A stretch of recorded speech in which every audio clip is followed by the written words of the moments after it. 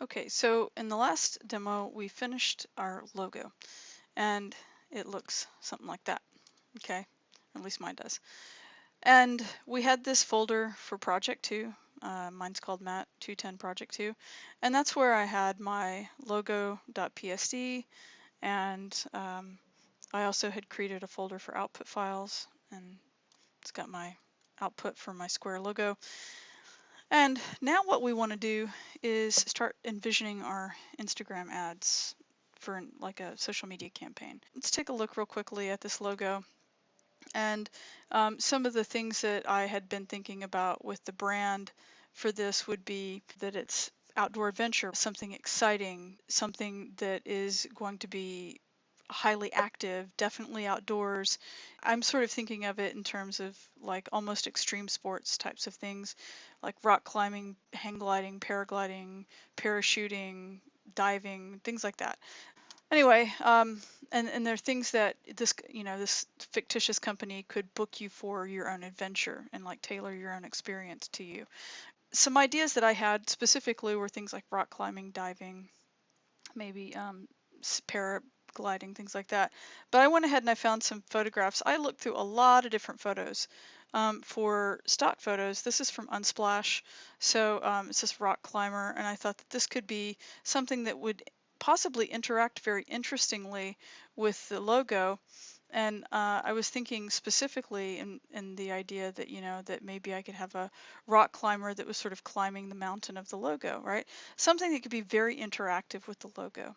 And then the diver, this diver picture I thought was pretty interesting because of the way that the diver has sort of like perspective and is, I guess it's more like snorkeling probably, but that he's sort of like dipping out into the distance. And I thought that could have some promise potentially for what I was doing. And then I also really liked the way that I can see the ceiling of the water and the floor of the ocean as well. And it has this really distinct distance in this dark area.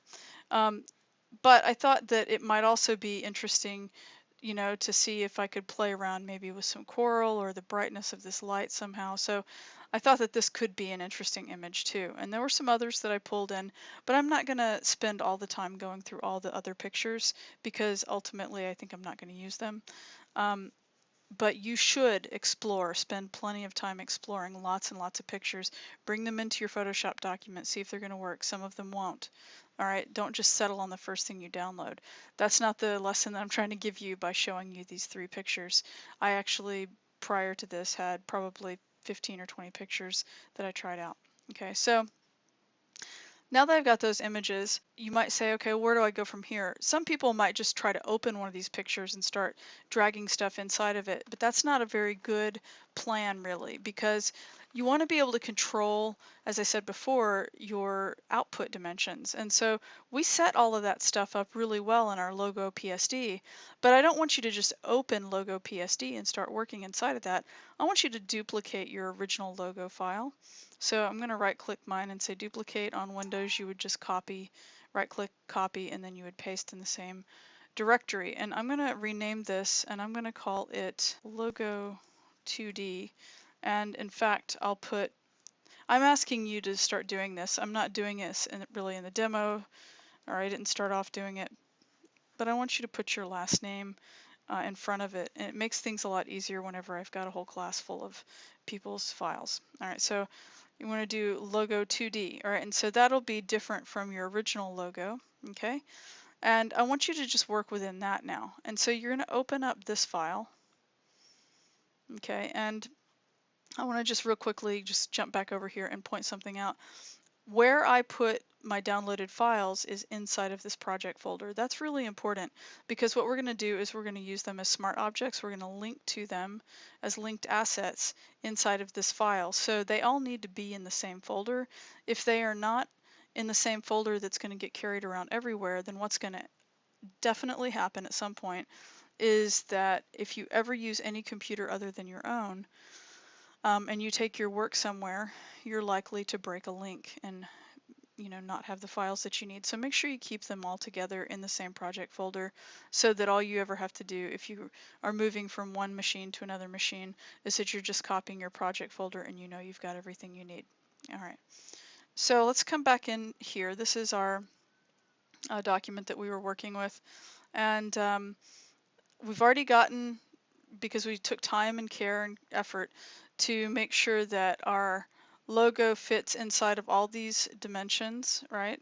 Later, if you really wanted to go and change some stuff up a little bit, you could, but now you've got something that just really easily, for production value, can just push out these files really simply, okay? And we also had our logo filled version. You can get rid of that red background. I only chose red. I don't know, just because it was an obvious color for my logo to stand out against, but it doesn't mean that I'm married to that color for some reason. So the thing that I want to do now is I want to go ahead and start bringing some of those images in. So let's go ahead and right above the background fill layer, let's go to File, and then we're going to place linked. And out of our project folder, I'm going to choose the rock climber, and we'll place it. And it's going to let me go ahead and scale it. I'm going to make it a little bit bigger so that it fills the entire space like that. And actually, here, let's hit escape just super quick. Before I place that, I was placing it below my logos.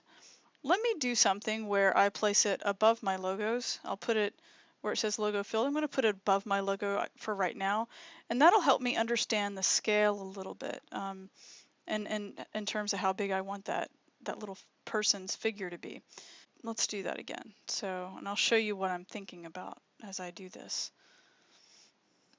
Okay, so I'm placing it on top. Let me turn the opacity down so I can kind of see through it a little bit. One of the things that I noticed as I started making this thing a lot bigger, right? If I do this, and by the way, I'm holding, as I drag that corner out, I'm holding Shift and Option down so that it scales from the center. If I do that, and then I decide that I want to see about maybe making this person climb, somewhere in here, maybe her lower foot, if you can see what's happening here. Let's turn the opacity up just a little bit. Okay. Her lower foot is maybe going to be able to push off of these bottom letters for the subtitle of Outdoor Adventures, and then her left foot can be maybe on the inside of this R. I think that could look cool. Maybe she could be on the outside, like over the E, but then her foot down here doesn't have anything to grab onto really. And then she's not grabbing anything with her left hand. So this actually might be a really good spot. I can zoom out and see, maybe what happens over here. And that might be okay too, but the problem I see with putting her over the P is that the right leg starts to look a little bit like the leg of an R. So I wouldn't want it to look like it says S-R-I-R-E, right? Because that really does sort of mess up my brand if I can't read the word at all. And so this one, I think I have some promise in here if it's somewhere in this ballpark. And the reason that I need to be careful not to make this too big, obviously then, just to fill the space, is because I want the figure to be able to interact very well with the logo. If I start to make it too big, like that, then she just starts to overwhelm the logo, right? And I just want it to be an interactive relationship. And so somewhere in there, that scale might work, right? And then I think that might be okay. So I'll go ahead and I'll hit enter and we'll commit to it. And then now I can, I'll lower this and I'll put it down below the other copy and I'll turn it all the way up. And so now I've got this figure that's back there. And you might look down here and go, oh, well, what about, the picture? It doesn't extend. Well, I think that there's some ways that we can deal with that. The problem that you sort of have to think about is that if I turn off these layers real quickly, is that this crevasse right here, this crack in the rock, that she's climbing up is really important actually for the believability that she's rock climbing, right? Because if you zoom in, all right, the way that rock climbers climb is that they grab onto these cracks in the rocks, right, to be able to pull themselves up. And so if all I did was, you know, take a selection of the female figure that's in here and not the selection of the crack that was in the rock, then I would have a problem, right? If I didn't align her with this crack, because then it wouldn't look realistic. And so I need to I need to be able to keep that in the same place. Sort of a better option is that I can use retouching tools to create the bottom of this image a little bit better. There are a lot of different options actually, but this is just one of the ways that I'm going to look at doing it. I'm going to go ahead and I'll take my, let's see which logo I want to use. I think I want to use this one, so the one that's filled, and I'm going to go ahead and select the whole layer group, and I'm going to give it a blend mode, and I think I want to try something like overlay, where it kind of burns through and the logo looks sort of like it's part of the rock. And I can do other stuff. It's a little bit it's a little bit overwhelming right now. It's not distinctive enough, but it starts to give me a pretty good idea of how interesting this actually could be, where it starts to really feel like it's part of the rock. And I think that that might be something that'll work for me. And then, you know, the other thing too that you can do with the logo is that you can also start to do things like give it effects, you know, putting interior shadows and things like that. And if you want to make it really easy on yourself, then what you would ideally want to do is you want to take this text and you want to convert it into a vector shape and then unite it with the mountain, and then that way whenever you're adding your effects then it will apply to both, so you're not having to do, you know, two things to each one. But that being said, I would still keep a copy of your text separately and just turn off the visibility and protect it in case you need that editable text for any reason, or you need to have another version of that, even if it's just to create it as a shape to make it go on top of something else. You just need to keep that flexibility. So I'm going to duplicate my text copy, and I'm going to turn off the bottom layer, and I'll just leave it that way. Now this one that says Spire Outdoor Adventures copy, what I'm going to do is I'm going to right click, not where it says the T, not there, because that gives me a different set of options. I want to be able to click on top of where the letters are, and I want to come down and find where it says convert to shape. Don't accidentally click convert to smart object, like if you're not paying attention. Make sure you're doing convert to shape. Those are totally different things. So we're going to convert to shape, and you can see immediately here that it has all of these vector points now, right? So it's a vector path for each letter, but you'll see that it does have them all in a group so that they're not individually separate from each other. Although if you wanted to, you know, muck around with your letter forms, you could still come in here then and use the direct selection tool to adjust some of the points individually, right?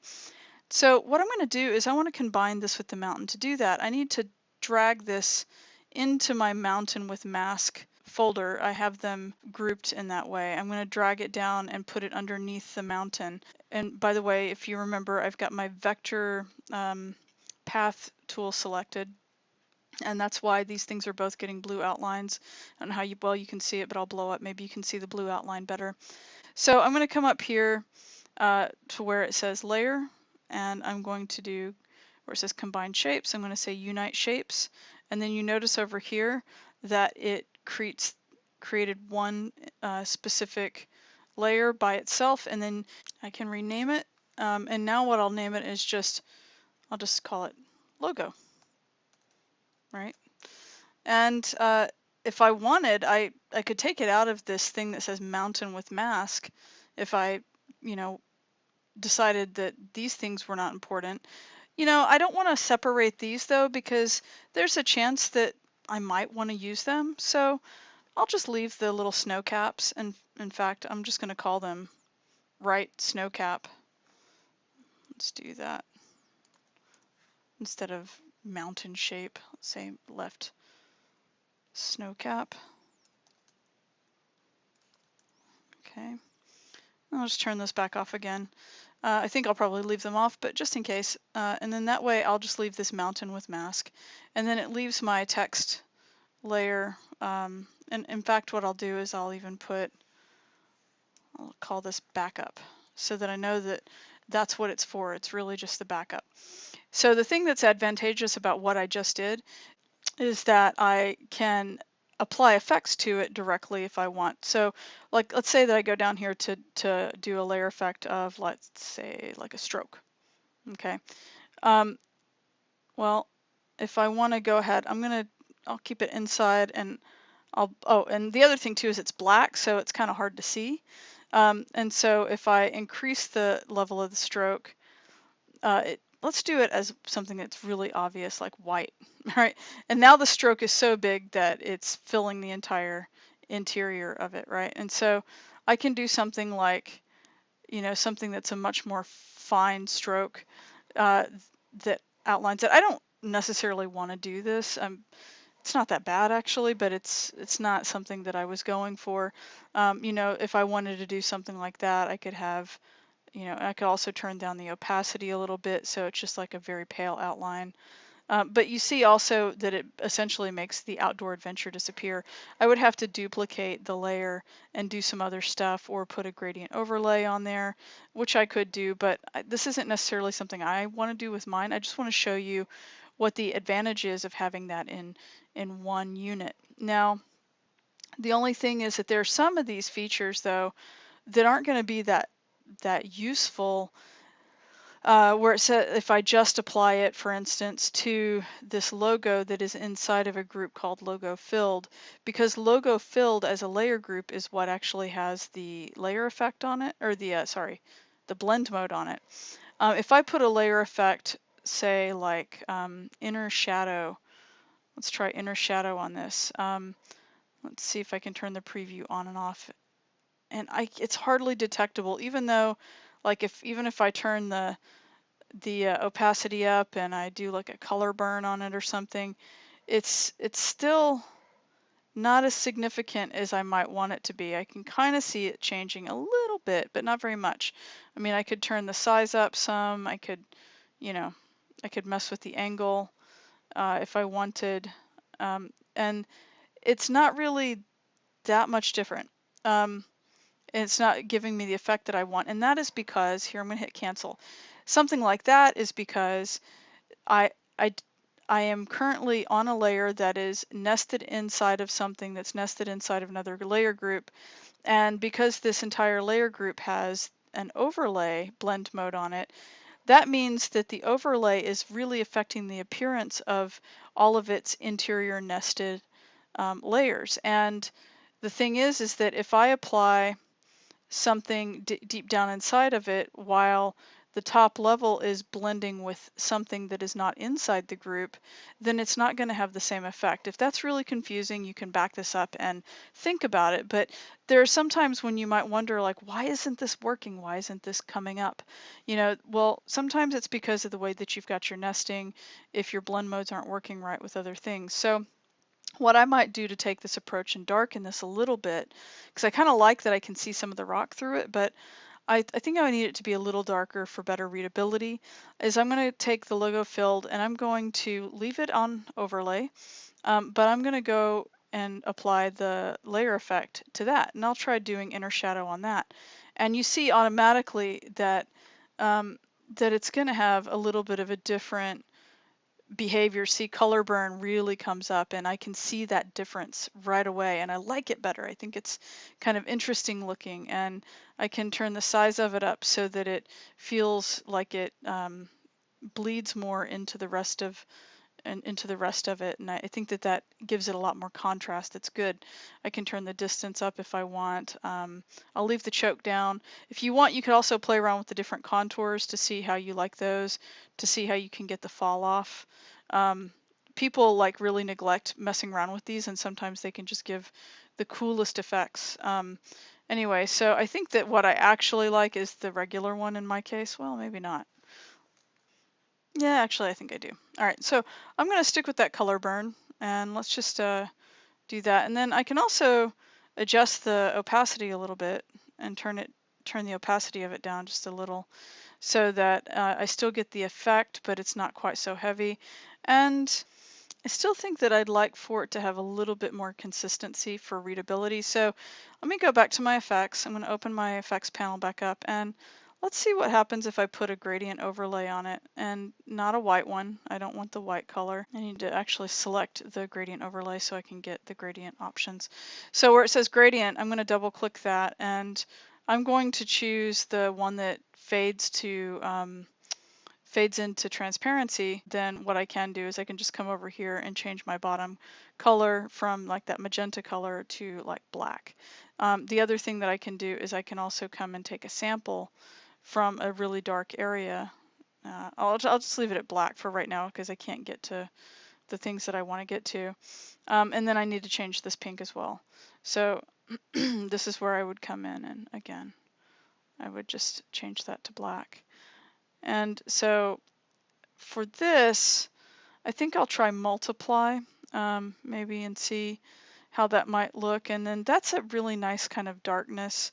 I think I don't want the opacity quite so heavy, like maybe, let's see what 90% looks like. That's a little bit better. And I'm starting to like the way that that looks a lot better. Let's see what happens if we scale it. And it gets rid of some of those steep highlights in here. I think I want to scale it so that I don't get quite as many highlights. And I think I'm pretty happy with that. Okay, so I'll say okay, and I think that that works. Okay, so now that I've kind of gotten the logo to interact with the background, I need to figure out how to deal with this climber and get her in the front. And so of course, as you can imagine, I would need to sample her and duplicate that sample onto another layer and then bring it on top. But one of the things that I would like to do first is I'd like to still try to get a better sense of placement. And the reason I want to do that is because once I sample it and I create a separate layer, I'll always have to be really careful to do the transformations together if she's not the right size. So either way, it doesn't really matter, but I want to try to get it as close as I think it's going to be from the beginning. So if I take this rock climbing picture here, I can kind of move it over, and I think maybe even up. I'm going to use the nudge keys a little bit so that it looks like she's kind of stepping off of the edge of the shoe. But then that kind of messes up where this is with her left foot, and I want that to look like she's kind of like stepping on the interior of this R. And so to do that, I think I do need to actually scale her down a little bit. So I'm going to do Command T or Control T if you're on Windows so that I can get the free transform option popping up. And I'm going to scale it down just a little bit until that left foot starts to hit the R. And let's try moving it over just a little bit. And I think that we're getting a little bit closer, and maybe I'll even nudge it down. And that might be getting pretty good. I don't want to make it too small, but I also don't want her to be too big because I don't want it to feel like she's, gigantic compared to the logo either, right? She needs to feel legitimately kind of like she's climbing something. And so let's pull this down. And I think that I can probably even have her go a little bit smaller, and we'll see how that works. Something like that might do okay. All right. So I'm going to go ahead and I'll commit to that. And if I turn this logo off, I can kind of see what's happening here. And so I think that I might be able to work with that, right? And then what I want to do is I will turn the logo off now. And in the next video, I'm going to go ahead and select her, and then I'll show you how I'm going to bring it in and have it interact with the logo.